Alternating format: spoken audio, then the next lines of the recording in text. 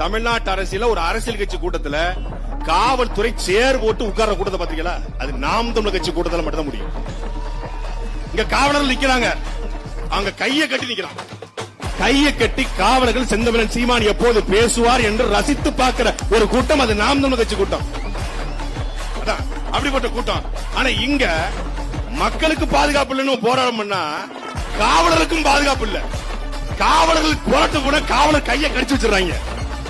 நாங்க தான் சொல்றோம், அது அணிலே பாத்திரமா நீங்க கையாளணும் சொன்னா அது கையை கடிச்சு வச்சு மதுபான கடை எடுத்து போராட போயிட்டு கிருஷ்ணகிரியில 4-5 அணில் குஞ்சுகள் போய் காவலரோட கையை கடிச்சு வச்சிருக்காங்க. காவலருடைய வேலை என்பது போராட்டம் பண்ணுவதை தடுப்பது, பாதுகாப்பது அவங்களுடைய வேலை.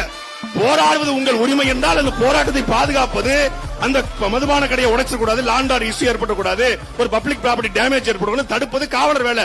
தமிழ்நாட்டில் என்னைக்காவது